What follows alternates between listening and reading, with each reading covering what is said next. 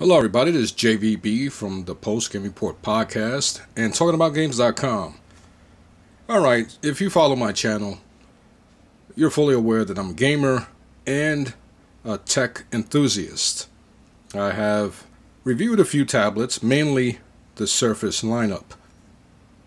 Not the other day, but a few weeks ago, I subscribed to Fios. Finally, Fios has been available in Queens, in my area, and I upgraded my internet. With that, they gave me a $200 voucher for a tablet. The trick is, in order to receive that tablet for $200, I had to get data for it. So I figured, I'm not going to even bother. I have a Surface RT, I have an iPad mini, so why even bother? Then I started to do a little research on the tablet itself, and I started to see some really positive reviews and feedback from owners. So what I did, because I'm an enthusiast, at least that's what I like to call myself, not a compulsive buyer, but I went ahead and I got me the LG G Pad.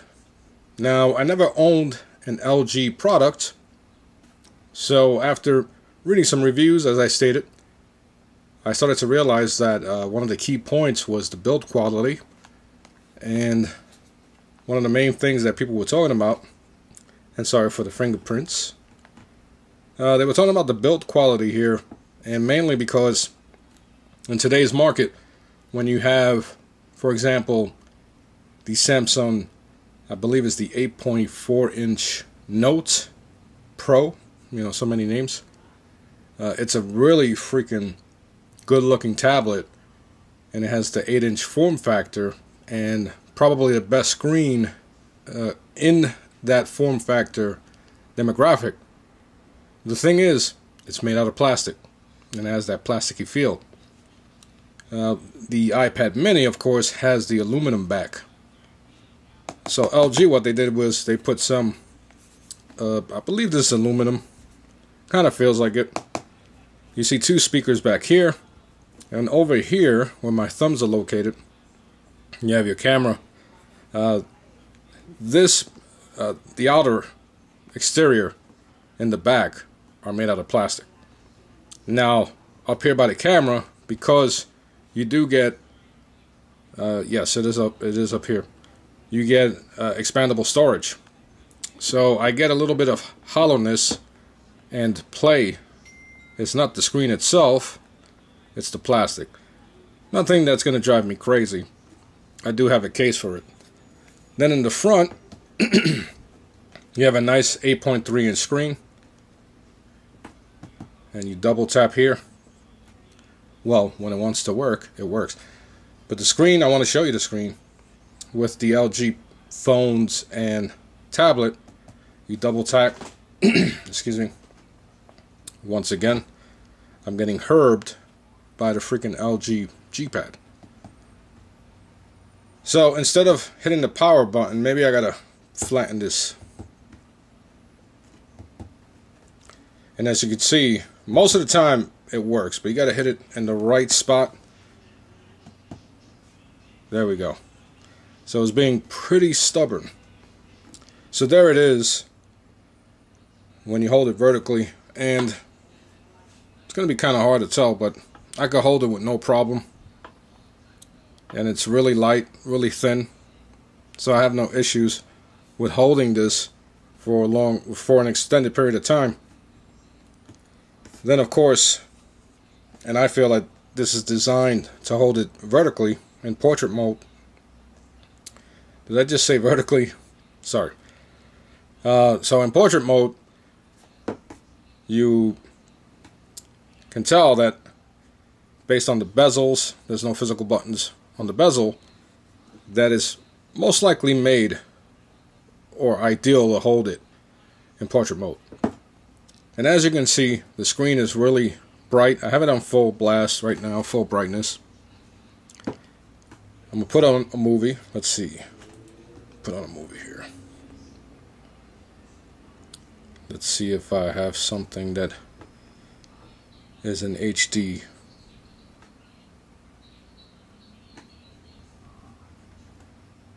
Okay. Sometimes I did not. Tell me what happened. Those guys were picking on kids. So Just because they thought they weren't cool. let's put on a. Alright, there goes a scene in the daytime with the brightness all the way up. This is the volume on full blast.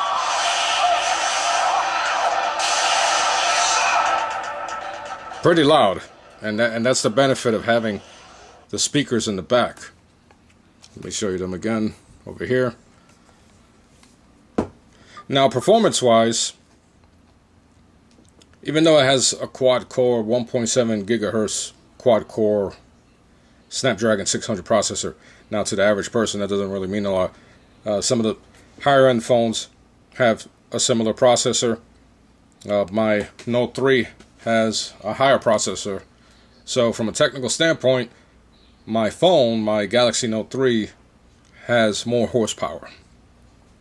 The LG Pad, or the G Pad, excuse me, has 2 gigahertz of onboard memory, so it's going to handle most of your tasks with no problems. Let's go to a browser. You can see it opens up fairly quickly. Now, I'm on Wi-Fi right now, and as I stated before, I had to get data in order to receive the tablet for free, because I got a $200 voucher. Now, in Bleacher Report, for the life of me, BleacherReport.com runs really freaking slow. So let's go to another website. And this is not as picture heavy as the Bleacher Report. Most of the time, the browser, Chrome, which a lot of us use, is not really this slow. Let me open up a new page. And let's go to N4G. Now, I had a Windows phone, and N4G used to boggle it down really bad. So it handles N4G pretty swiftly. And as I stated, it has a nice resolution. You can see everything if you zoom in with pretty much fine clarity. It's not the most powerful tablet in the market. I pretty much got it for free, even though I do have to pay per month.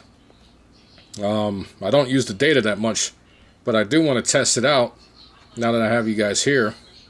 So let's try it out. And what I mean by testing out the data, I want to test out the speeds. So right now we're going to test out my speed in Wi-Fi. I do have Verizon Fios, so that's one thing to consider. Begin test.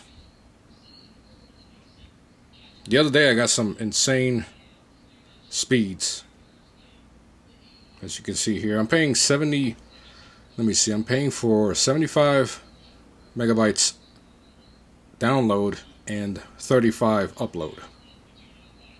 So for doing video, upload speed is extremely important. Alright, so these are my Wi-Fi speeds. I'm going to go to data, turn off Wi-Fi, go to data, turn that on. You gotta stop showing me this all the damn time. So, let's see what kind of speeds I get on data. Restart test. And I have 2 gigabytes worth of data. Once again, I don't really use it that much because I'm on AT&T as far as on my phone. So I'm grandfathered into the unlimited data plan on AT&T, which after a while it boggles down. So as you can see here, it's like night and day when you compare my Verizon data speed and my Verizon Fios wireless speeds. But that's still not bad. Like, there you go. That's still not bad for when you're on the road You want to read some you want to read some news, maybe watch a few videos on YouTube or something, maybe Netflix. But I only have 2 gigabytes of storage. I mean, of data, so I'm not going to watch a bunch of videos. So for browsing and uploading pictures or something on my social networks, this is more than enough. As a matter of fact, every time I do one of these tests on my data plan, it is using data. So I can't keep doing this. Now, battery life so far has been mixed. I've had this for 2 full days, and I've had to recharge it pretty much daily. And that's because when I get home, if my wife is using the computer, my son is on TV or whatever, vice versa, or he's playing video games in the room, I go here and I watch TV, or I watch my videos, or I do my promotions for the podcast and everything. So it for average users, it is more than enough. Now, I haven't been playing video games here. My wife plays Candy Crush, and some of you might not believe that, but I haven't tried out any of the extensive video games that are on the Android platform. From what I heard, it handles a lot of the games pretty good. I'm not a big tablet gamer. That's why I have my PlayStation Vita. But I'm gonna one of these days give it a shot and see how it handles video games. What worries me is the battery life, because, as I stated, it doesn't hold. It doesn't seem to. It could be because I'm using it a lot because it's brand new. We'll see after a week, or I'll see after a week. But it's not, for example, giving me the same battery life as the Surface RT or the iPad Mini. That belongs to my wife. Sometimes I borrow it, I take it to work, I watch videos on the train, I bring it back home, and it still has significant battery life. Right now I'm at 34%. Earlier in the afternoon, I was at 17%. I had to recharge it, or I had to plug it into the charger when I was at work. And, I'm not used to that. I'm used to a phone having that type of battery life, not a tablet that is on airplane mode, which is what I do when I'm not using it, when I'm not using Wi-Fi or the data. But anyway, would I recommend this? I've seen it at $350, and I've seen it as low as $250. So I gotta say, it's not bad. It's not bad. It's not something, honestly, that I would have went out and purchased on my own, but because I got the voucher and I saw the reviews and I really didn't pay attention to it beforehand.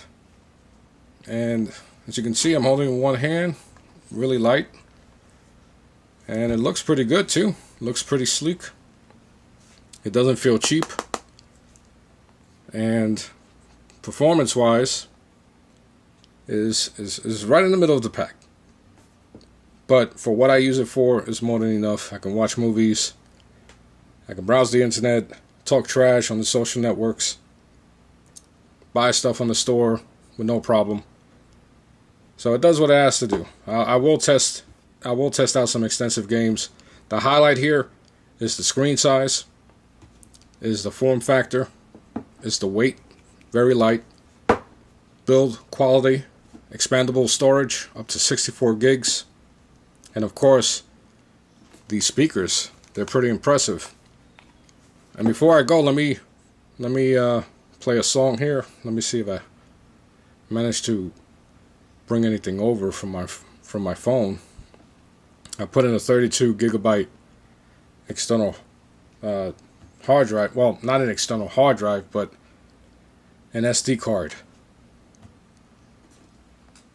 So there's no songs here, which is weird. Oh well, but you heard the movie. And actually, I think I have. No, I don't have the Amazon player. No, I actually do. I apologize. If you have Prime, you're fully aware that Prime now has unlimited, well, not unlimited, but they do have music streams, or the ability to stream music, and it's great. I use it on my phone. You can listen to music offline by downloading it directly to your phone. I don't know how they verified that you are an account holder, but I can listen to my music offline. It has an extensive library of Prime music, which you'll see right here. So I highly recommend that if you're a Prime owner, take advantage of this. This is freaking awesome. You have playlists. You can view artists. And there's a crap load of albums and songs. So let's test out these speakers. So on the right side, you have your volume.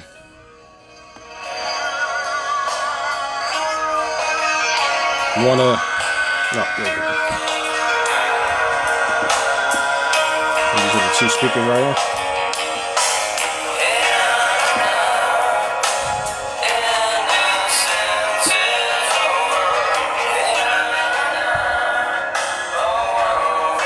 Alright, so before I get... Whoop.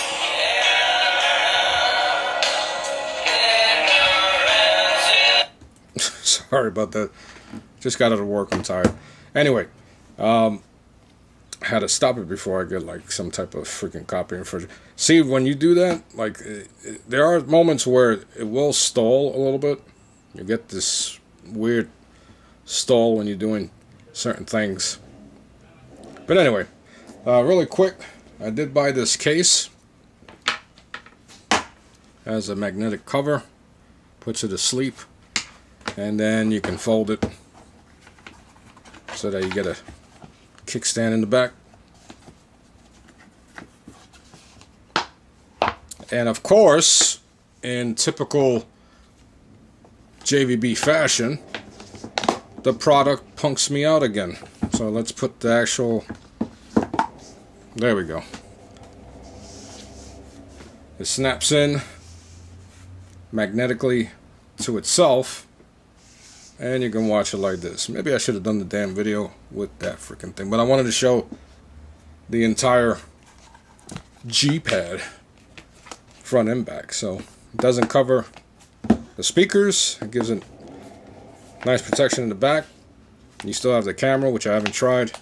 In the front, you're not going to get too much protection, but it stays magnetically, and you will lose one of the key factors, which is its thinness.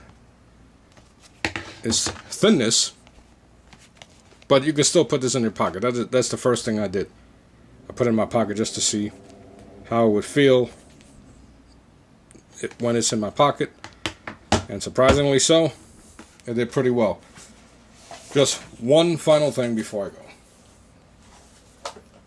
I want to compare it size-wise with the case to the Surface RT. And you can see they're just about the same. So just to give you an idea. Actually, no, they're not the same. Surface RT is still thinner than the G Pad with the case on it, but still no big deal. Still pretty thin. But anyway, I'm JBB. Until next time, take care.